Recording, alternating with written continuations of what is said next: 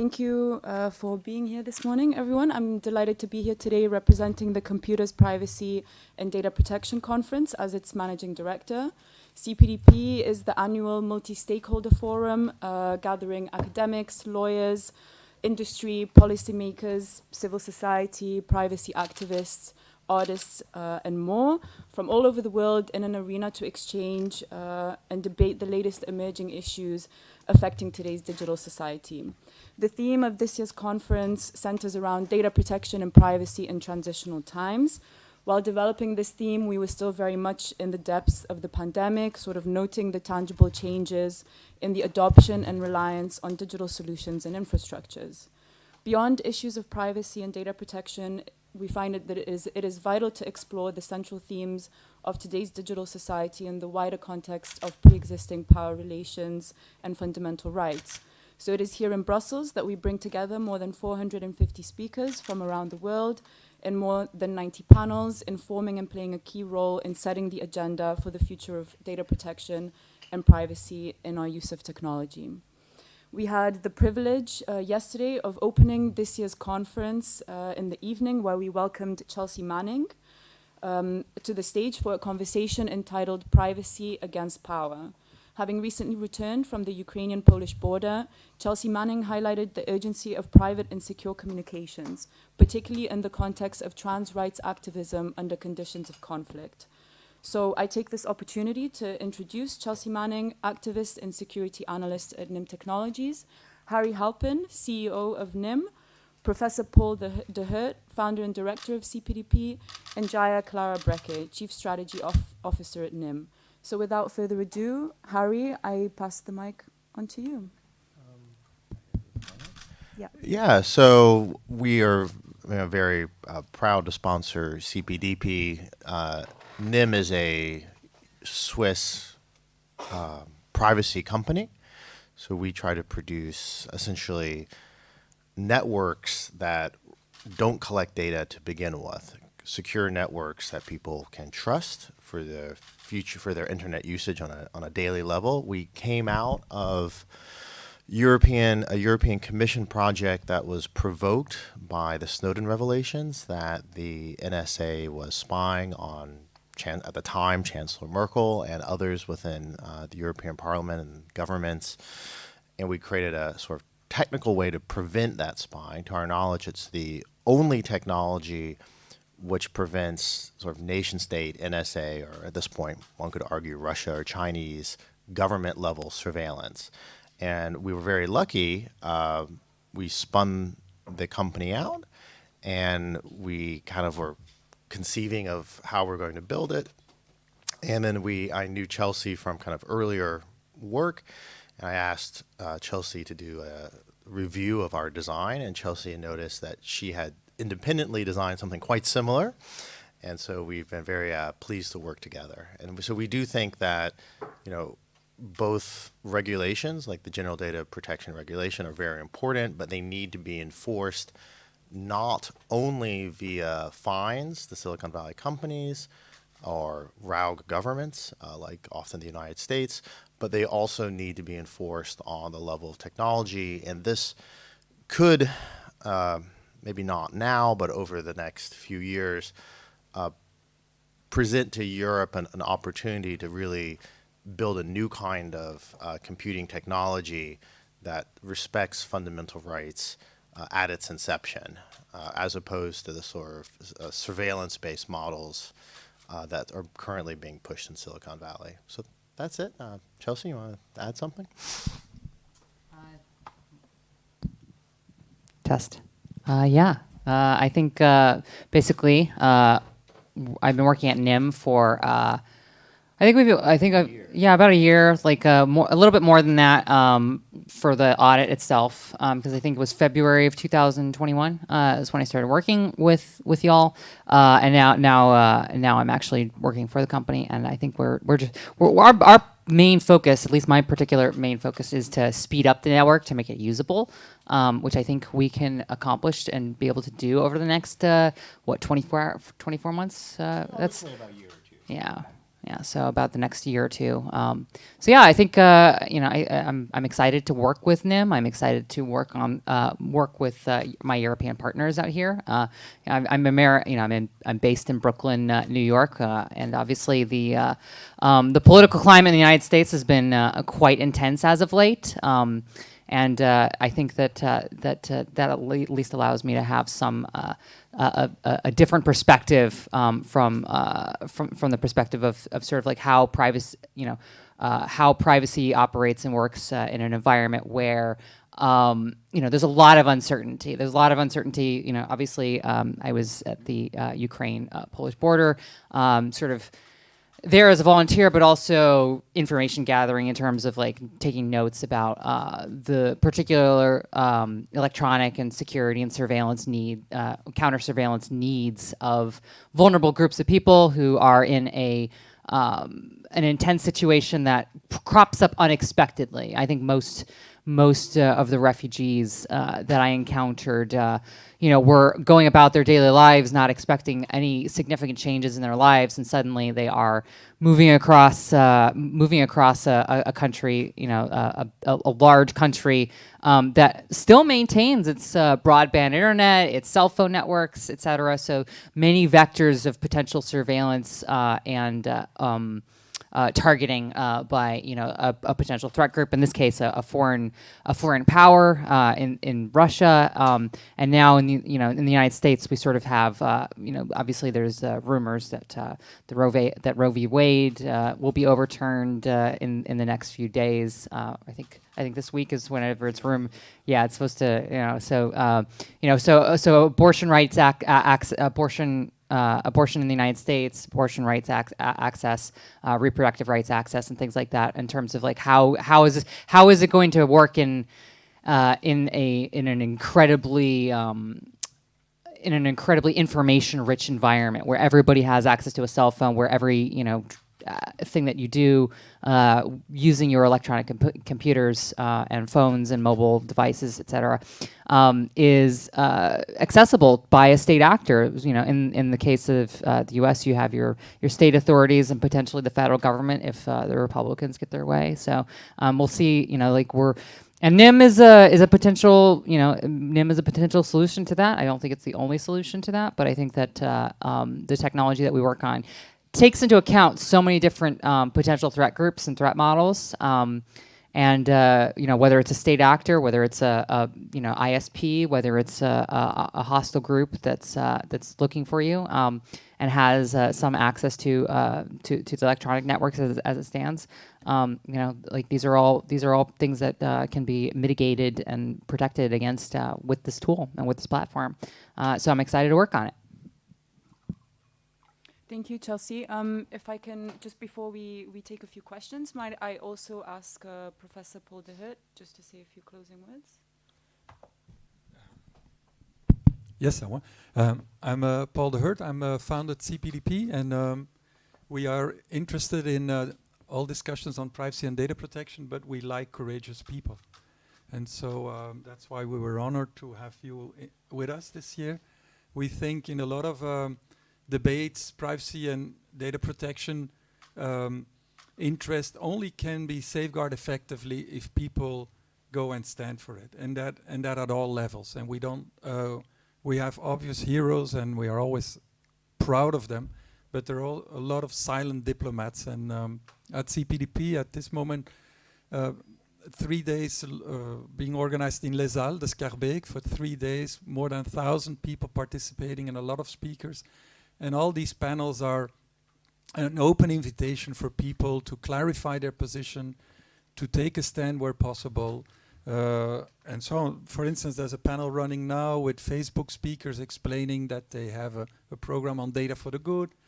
And now that is it's quite courageous to come with such a concept for a company as Facebook, but they do, and there is then critical interrogation by the audience. And that's the fun of CPDP. We don't change the world at CPDP, but I think we help changing it by putting the actors on stage, the one that dare to take the stage. And that's the first step towards a more mature debate. the cover we choose this year is I'm Sorry by the Romanian artist. And if you want to see more of her work, come to CPDP. There is a full exposition with the work of this artist. And what she did is she collected a series of parliamentary debates where failures in terms of privacy and data protection were at the table on the agenda. And she just processed with computers justifications by major stakeholders, defenses about privacy failures, and it was the result. So this is how, this is a graphical representation of privacy dramas in the past years. Think about Cambridge Analytica. And that's the kind of stuff we like. It's subtle. If you don't know, you ignore it. But there is, so we do not always only work with the evidence stakeholders, but we also work with people that playfully interrogate what is at stake today. And that's why we are what we are. Thank you. Thank you, Paul. Okay, I think we have time for a couple of questions, if anyone here. Hi, Yeah. from Politico. I'm just wondering, can you talk a little bit about the crypto tech that's underpinning NIM? So, as I understand it, apologies for the ignorance. All right. Okay. If you couldn't hear me before, now you will. So Bjarke Swiftmeyer from Politico. Just wondering if you could talk a little bit about the crypto technology underpinning NIM. From your description, it seems that it's a browser, right? Right? So yes, it's not a browser. It's an infrastructure. So it's the underlying component of it. I think that browsing, like you have the Tor browser. I think that while the application is a potential. It is a potentiality. It is very synchronous in nature, the act of browsing. So I think that it's much more likely, given the expenditures and the time it takes for the encryption algorithms to work across the network and across the mixed nodes, because it is an infrastructure. It's the various nodes that have this application and are able to send and route packets throughout the network very securely. Unfortunately, here in 2022, this is very slow. So I think that we're talking about dial-up speed. Telegram speed. Okay, there we go. So I think that synchronous communications are a future thing, like maybe a few years down the line. So I think that for now, the kinds of applications that we're going to encounter are going to be something more along the lines of email, Dropboxes, file upload and storage applications and things like that. But those are not produced and developed by NIM. Those are applications that are possible across the network. So the underlying technology here is about the infrastructure. So you take what you see on the internet and you lower that a few layers down to like the HTTP, if you will, the HTTP and HTTPS, which are protocols that can operate across the network, but many more protocols can operate across the network. One of the unique things about NIM is that because it allows for an empty packet design, it encapsulates a packet of information and allows it to go across the network. That means that any protocol, be it a messaging app, be it email, any kind of application can run across the network if it has data. So it breaks down the packets into different things. So you could really the sky is the limit in terms of like what potential applications can run across the network. But again, it is an infrastructure. I think, yeah, I mean, Chelsea really hit it on the head. It's an infrastructure, and I'll just give a little description of how that infrastructure differs from some other infrastructures. So not sure how many people here's work forces them to use what's called a VPN, maybe from Cisco, or maybe people download videos over them. And what NIM does is similar to VPN, but a bit different. On some level similar to Tor, where it basically takes individual packets of data. It could be, as Chelsea pointed out, any data at all. It encrypts those packets, so every packet is encrypted. It makes them all the same size, so they all look alike. You can't distinguish them. And then I think if you think about what the NSA or a very powerful cyber criminal or telecom operator can know about what you're doing on the internet, whenever you access the internet, you sort of leave a digital fingerprint. And that fingerprint is literally the kind of timing, the time you send the packets and the amount of packets. And each application, each website even, is a bit different. So you can really just figure out what people are doing and who's talking to who. And how NIM says, well, assume that there is this adversary which has a kind of God's eye view over the entire internet, or at least you and what you're doing on the internet. And it takes your data, makes it all encrypted, makes each packet look the same, and then ships it between essentially 3 nodes in a decentralized network. So we do have some what you would call vaguely cryptocurrency looking things going on beneath the hood. And then it mixes those networks up, those packets up. So the packets are like, I always say that a good metaphor is the packets are like cards. And at each node, your cards, your packets are mixed with other people's packets, and they're shuffled. So they come out in essentially a random order. And that randomization, that shuffling, that mixing prevents powerful adversaries, even if they can see exactly what you're doing, by viewing your internet connection and viewing the internet connection of other people and other services like Facebook, they still can't figure out exactly who you're talking to and what you're doing. And that's it's a technology that's very old, originally developed by David Chaum in the late 70s, early 80s. And up until very recently, people thought that it could not work in the real world. We received from the European Commission a grant called the Panoramics Grant that let us build kind of the first kind of attempts to redesign this technology so it would be kind of work as an actual computer program. And then, you know, the problem is with research grants, and we displayed our work at CPDP before COVID, is that at some point you just hit a wall. You need more funding, more developers, and ultimately to create a usable product. So that's why we kind of spun off a startup effectively.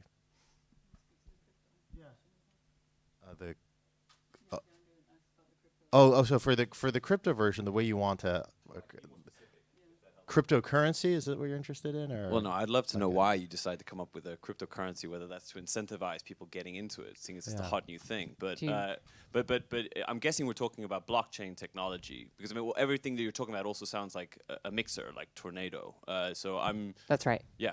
So, but we're still working with blockchain, right? Like that's the idea. Well, no, yeah. I want to. I'll go for it since I'm the crypto skeptic.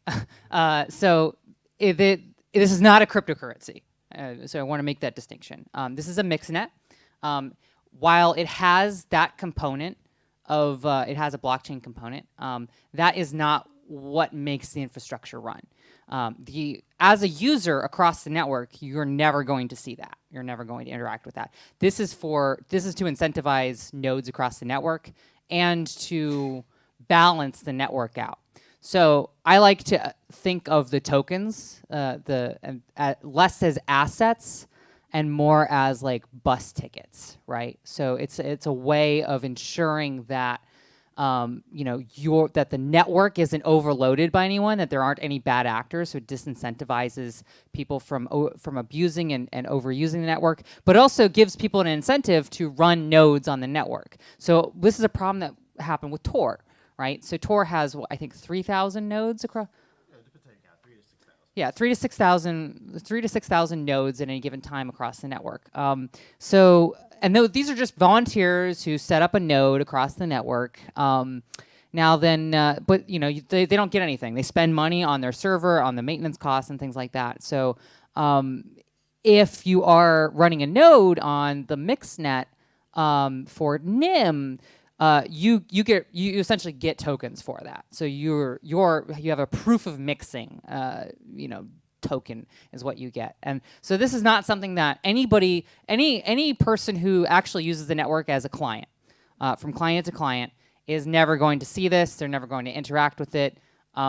It's not. This isn't a web, quote unquote, Web3, scammy application or anything like that. This is that component has been carefully balanced and considered by like economics PhDs just to ensure that the network has enough nodes to ensure that there is enough security across the network, and that way, the network doesn't get overloaded. Like many times, if you're on tour, you might notice that things are slow at random points in time, and that's because there's no tool or method to disincentivize large abuses across the network. So it's just a way of ensuring that might help. And that's why CPDP is important, because there are very few forums you can bring together people that work in cryptography, people that work in privacy, people that work in the law, and people that work in economics. This is not a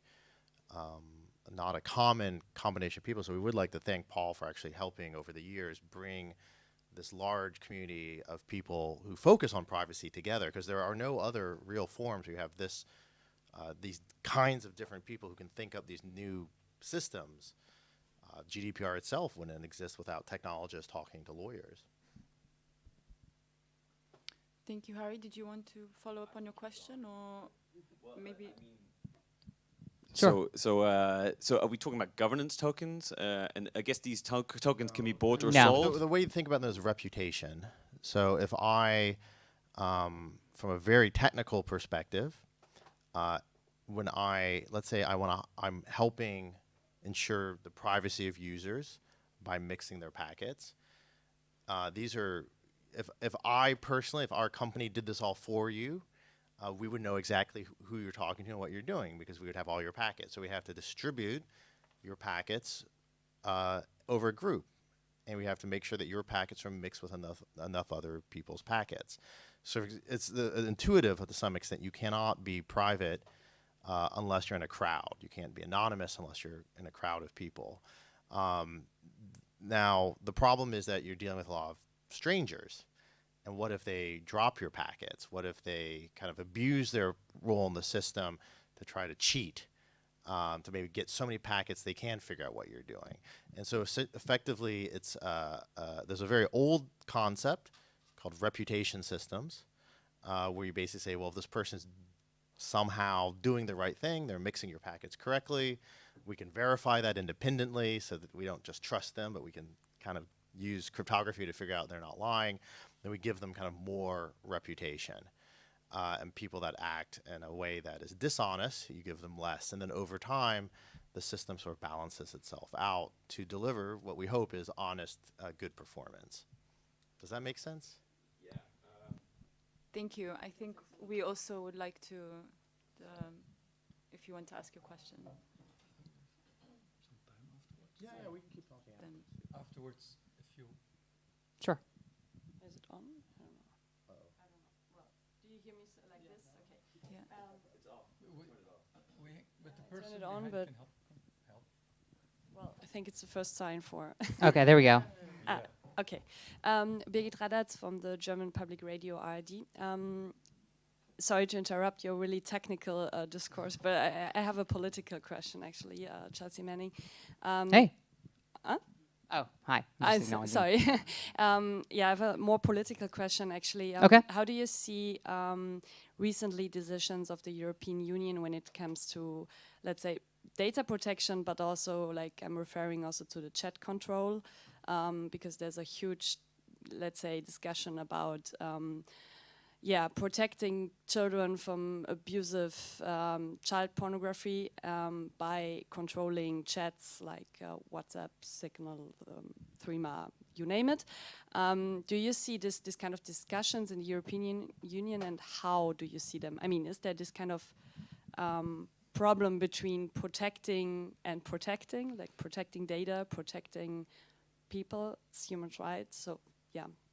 Yes, I think I understand. This is the client side issue. Okay, there's a problem. So while I am very sympathetic to wanting to ensure that children are protected and things like that, the problem is that when you have this technology, it essentially like it eviscerates all privacy. There is no limited way of doing these things. You know, there is no limited access to these things, and if you can get it to work, you can patch it later, and it just becomes a number of other justifications to where, you know, now we're looking for transactions about, you know, drug transactions. Then the next thing it turns into is, okay, like now we're looking for people who are, you know, planning disruptive protests, and then the next thing you know, it's the slippery slope argument. But I think that the problem is that there isn't really a slippery slope. It's more like a cliff in terms of the technology, like how the technology works. So my instinct is to be against client side. The client side, scanning. There we go. That's the word I was looking for. The client side scanning applications. My inclination is to be against that, while also be, you know, like, I understand there's like a balance. You know, there's sort of the balance, but I think that the technical problems of the implementation of this are quite alarming. You know, they're quite frightening for me. Although, you know, I'm very sympathetic to the intentions that, you know, people have very good intention. You know, people can do bad things with very good intentions, and I feel like this is what this is the problem with this kind of technology.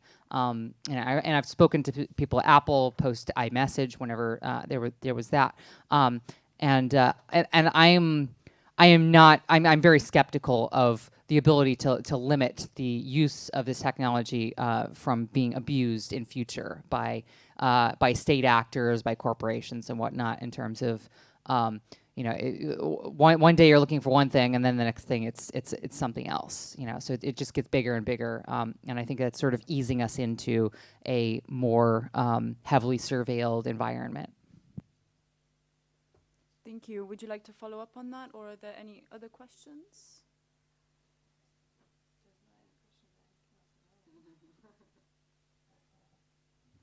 Fire away. Well, then I have a follow-up, actually. Because I was anyway wondering how you would, like, seeing also for example, the new law DSA or DMA, like Digital Markets Act and Digital Service Act, because this is, let's say, maybe the opposite of the chat control, the client surveillance, because it was like celebrated here in the European Union as the basic law for data protection. Do you see it also like this, or are there some things to improve still? I tend to be skeptical of, while also supportive of regulatory frameworks that provide for privacy protections and data protections. So the GDPR, for instance, you know, is a very well-intentioned and important bit of regulatory framework, which really was one of the first times that, you know, that Silicon Valley, you know, which tends to be based in the U.S. and in California in particular, was sort of wrestled into a different position. You know, so Europe was able to, you know, force tech companies to become more accommodating to the privacy of a large swath of people here in Europe. But by doing that, they essentially, it assisted in, you know, like protecting protecting the privacy of individuals more broadly, like outside of the European Union. The problem with regulatory frameworks is that they can be changed. You know, they can be created and they can be changed. So one of the reasons why I like implementing technical limitations on things is because you know that you can't change that later. Like, you know that this piece of technology, this, you know, whether it's encryption or whatever, is going to exist, and then that technical limitation prevents you know, somebody from going and saying, never mind, you know, these protections, I revoke them. You know, so I think that the way that we ensure that the way that I feel that we ensure privacy is to ensure that there are technical limitations. And I think encryption is the way in which you do that. I think that mixed nets are a way in which you're able to prevent people from being surveilled. I think that implementing as many technical things as possible is the best route to go from my perspective. However, I do think that, you know, regulatory frameworks can alter the climate and the environment. I'm skeptical as to their longevity and their survivability in an environment where there's so much lobbying, there's so much money against these kinds of things.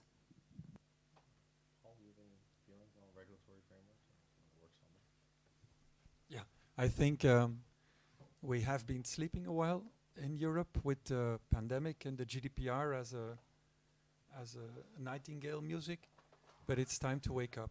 I think all the debates that we have since 30 years about encryption and de-encryption and installing backdoors and getting the infrastructure right, but for what purpose, are on the table.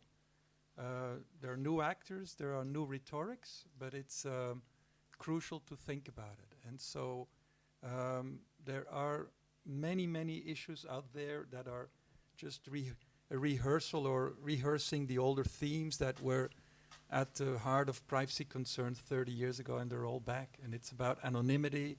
It's about having some space for anonymity. It's finding the right balance. It is taking into account that governments can make mistakes, and they do, and they make many. And especially in Europe, we tend to be very uncritical towards our own governments, still depending on governments to make privacy a reality. So CPDP wants to balance that. Everybody with power makes mistakes, and we try to be as critical for the big tech companies and the governments and so on. We don't make a distinction. And we don't give our trust away for nothing and no good reason. So there's a lot to be done, and this is interesting for us because it comes at a time, what NIM is doing, where governments want to regulate and they have an assertiveness that they didn't have 20 years ago. They think they can regulate now and enforce these regulations. They have never been so dangerous because they are self-confident.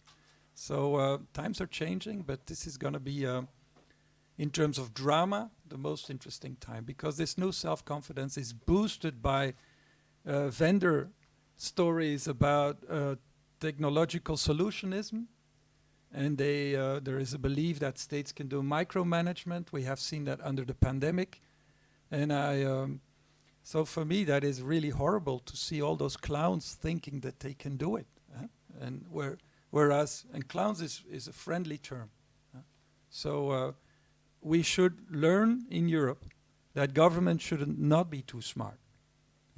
That innovation is not depending on having all-knowing and all-intelligent governments. That has never been so. And let us try to keep that insight. It's very important. So we had a pre-event yesterday, and it's very relaxing to talk about the Facebooks and all the others. But in the evening, I saw a shift towards awareness that the danger today is not coming from the big companies because they're complying to what the regulators are saying, and that is a change. Brad Smith of Microsoft last week has discussed that. There has been a change of attitude amongst the big techs, and they accept regulation whatever the outcome is. So let's be there when we define the outcomes. And CPDP at that point is very important. If there are risks, they're coming from all DGs possible. DG Health, DG Mobility, DG whatever. And so we should see the Commission as a kind of state with many stakeholders that do not have the same agendas, and there's no coordination of all these agendas, and the result might be horrible. Yeah. Voilà. All right, thank you. Jaya or Chelsea? Hello, is this on? Yeah. Yeah, I just want to say a couple things. The first thing is, I think with NIM, we're also, a kind of our aim here is to present privacy as not just a kind of protective measure, but also exactly to propose it as a foundation for a different type of innovation going into the future. So, this idea that actually when it comes to data economies and the way that data is used, you cannot have, the kind of mess that we have today. You need to have a kind of foundation of privacy where the production of data and the use of data is done in a much more deliberate way. So yeah, for NIM, the aim is privacy as a default, to establish privacy as a default to enable a much more kind of meaningful form of innovation in Europe. And I also just want to point out that we have 2 sessions in the CPDP. We have a panel on Wednesday titled Tackling Surveillance and its Business Model Through Decentralization, discussing infrastructure and token economics. And then we have a demo of NIM later in the afternoon at 2:15. Yeah, thank you. Brilliant. Thank you, Jaya. Chelsea, did you want to add something? Sure. As my colleague pointed out, the crypto wars are back. A lot of this stuff is stuff from 30 years ago. I think that the significance of it is obviously the scale and the significance of it is just as important as it was before. And I want to be clear from what I said earlier, which is that obviously client-side scanning is a different issue, but backdoors to encryption, which I'm an American, so I know that that the Department of Justice and the federal government in the U.S. has been very, very eager to get Congress to sign off on either a ban on encryption, a partial ban on encryption, or a backdoor on encryption. I think that's in that's in the cards. I think that is going to happen at some point very soon. I think that the legislation it's one of the few issues in a divided legislature, a severely divided legislature that almost votes where everything is a culture war issue or everything is a fight to essentially the death. That's one of the few issues that there's actually bipartisan support for. So I think that a backdoor to encryption means that you have no encryption at all. I mean, that's what it really means. Because once those keys will get out, somebody will obtain them, somebody will leak them, somebody will. It's when you have one key and it's a backdoor to everything, somebody's going to get it. Thank you, Chelsea. Thank you, everyone. Were there any kind of concluding questions or any concluding remarks from our colleagues joining us today? Yeah. The mic.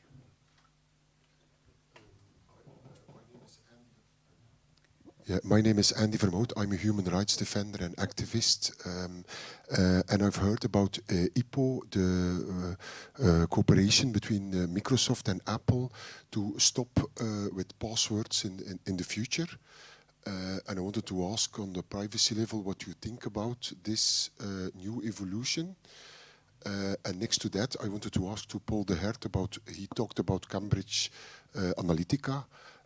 And there was a real focus in the media on the no camp who was influenced because of this, but also the yes camp used the same tactics. And why you think there was such a focus on the no camp using stolen data or bought data? I wanted to ask this, why we didn't have this focus. Let me start. Let me start with the last question. When Obama used all kinds of new technologies, nobody cared because we liked Obama. When Trump used them, European elites got really scared. Yeah? So this is something we have to understand, that we look at these things with a colored eye. Yeah? And so the European elites got really scared of disinformation and manipulating and all kinds of techniques. And that has set the door wide open for a policy agenda that could infringe heavily on civil liberties and freedom of speech in particular. So it is about fears. Fears that we are manipulated, fears that the mob who is dumb could be manipulated. Yeah? And it's good to see how those fears come and what we will do with it. And I'm very, I follow that debate with close attention. It's more a free speech debate and a privacy debate, but these things connect at a certain point, because if your account is blocked because you have spread legal but harmful information, for me as a lawyer, legal but harmful, something rotten there. I understand illegal and I understand legal, but not this in the midst category that reminds me of George Orwell and doublespeak. So we have to watch out what Europe is doing, and my hope there is that the US will start regulating this issue too. And because they have a very strong anchoring of free speech, stronger than Europeans, because everything is balanceable in Europe. That means nothing has a real strong trumping power. And it is also good for me to see that Obama himself takes this issue very seriously. Also sharing some fears of the mob, I would say, but still, as an American constitutionalist, understanding American insistence on free speech, perhaps he will bring about a better balance in this dossier. So I think Europe is regulating first here, and that is not good, because we're not good on freedom of speech. We have never been good on freedom of speech. The unwritten constitution of Europe is fear for totalitarian regimes that use democratic procedures to seize power. Now that is an irrational fear, because the seizure of democratic procedure wasn't legitimate. But that's our problem. We are scared of these things to happen. Well, the United States, with its First Amendment, has a very strong rooted tradition of defending free speech. So let's not make a regulatory race of this, and let's see how they are doing it and learn from them. That's my hope. But with the Digital Service Act, we're actually not awaiting the outcome of a more global dialogue on how to find this balance, and we're regulating first. So again, I don't believe governments are smart. I don't think regulators are so enlightened, and that's why we need a dialogue and an exchange of insights and best practices, and this is a global matter. And I think Europe should step down a little bit with these free speech legal agendas, and await more insights from other continents. So that's my hope. I'm just going to gently Disagree. I'm going to gently disagree that the U.S. is not a good model, in my opinion. I just want to chime in there. I was going to go to the technical question. Right. And I think that the technical question is, everyone has passwords to too many websites. You may or may not use a password manager, but regardless, it is an irritating situation, and that password leaks and data leaks from users that let people, pretend to be them online are becoming more and more harmful. And before working on privacy and NIM, I worked for a group at MIT called the World Wide Web Consortium. So we were a standards body. Our members include most major companies, Microsoft and Apple. And there was an effort to sort of get rid of passwords, which originally was called FIDO, and now it's called web authentication. And there are different ways to approach this problem. The general approach is that there is some cryptographic material, sort of like what we use at NIM, but instead you can log in to a website or an app using this cryptographic material rather than your password. That's nice because you don't have to remember all these passwords. But there's different ways of doing it. And some of the approaches that I've seen have some attempts to do privacy, and we've studied those. And some of those are in the standard, let's say. But the real question is, how will it be implemented in practice?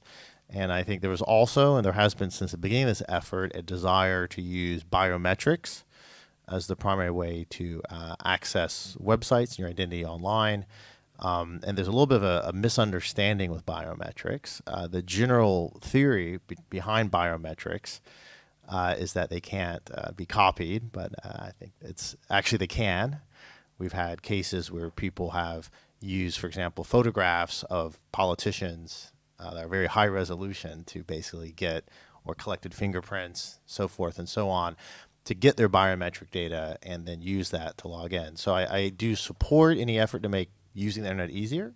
I think cryptography has lots of usages which are privacy preserving and would just make everyone's life easier if they didn't have to worry about their passwords being leaked. And I'm really happy to see that work go forward, but then we have to make sure that it's done in a way that respects people's rights. And the thing I always say about the danger of biometrics is, if you lose your password, it's kind of okay. I mean, you can reset your password somehow, usually little emails back and forth.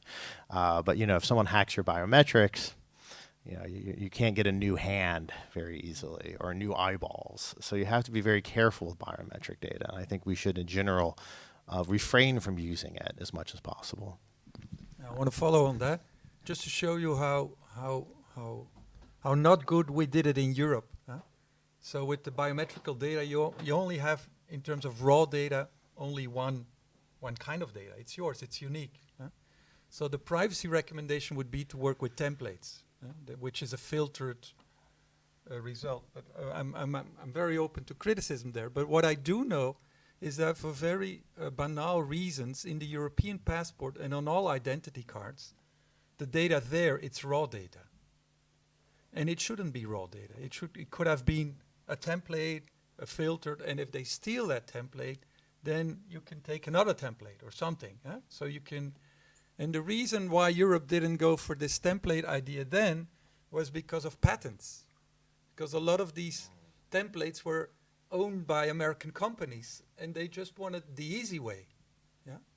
So what they did is they did the most stupid things. With biometrical data, it is all about this is unique data, and the big vulnerability is when the others start using it. So the message should be, don't get it out there, the raw data. So that was a lesson 10 years ago, but I'm open to hear more lessons today. But that kind of government's teaching by the worst examples in biometrics, in biometric issues is a dangerous one.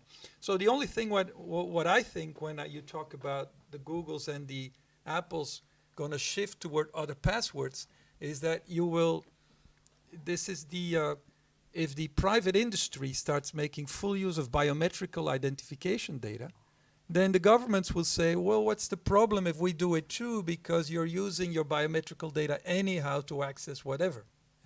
So this ping pong game of the past 30 years is very irritating. And for me, one context is not the others.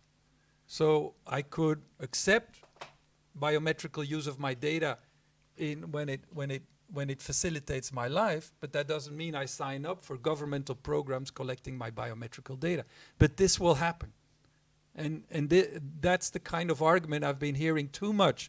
Law enforcement in the past 30 years, one message.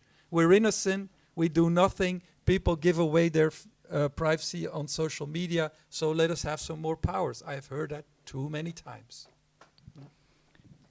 I'd like to jump in and go back.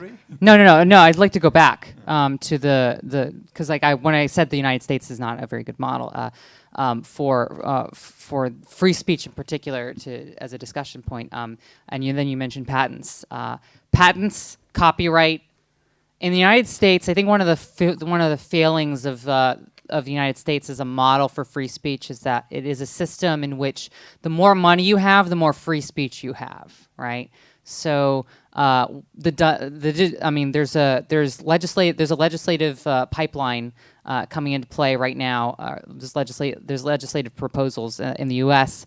That are going to impact the rest of the world. Whenever it comes to copyright, there's new copyright protections and legislation in the pipeline that essentially requires providers, internet service providers, to sift through every single bit of information. It is I believe that it is a backdoor for potential surveillance and things in order to protect copyright for a very few stakeholders. Disney, some Warner, Apple, a very few number of corporations are essentially going to be able to sift through every single bit of data that goes across the network that isn't encrypted to determine whether or not there has been copyright violations, and literally everything is a, you know, in the very Baudrillardian sense, like everything is a sort of a simulation of something else at this point. So essentially, like all information is just borrowed and remixed and copied or whatever. So I think that that this is going to have significant impact on the amount of art and information and discussion that is going to be able to be had in the next few decades, where it is both a surveillance issue, it is a free speech issue for everyone, because it is a global. You know, the U.S. copyright law is international copyright law at the end of the day, in terms of how it gets implemented and how corporations treat it. And I think that is the failing of sort of the U.S. Intellectual property notion, that, you know, information can be owned, that it can be patented, that it can be copywritten, that it can be protected, and that enforcement can be brought in through criminal means, where, you know, somebody shares, you let somebody you copy a movie so that you want somebody else to see. That in the U.S. that is soon to become a federal crime. That is something that you can go to prison for. Thank you, Chelsea. I think we have to conclude here as we're running out of time. Thank you again to the whole team at NIM, Jaya, Chelsea, and Harry, for joining us today and for sharing these special moments at CPDP with us. And thank you, Paul. Thank you for coming.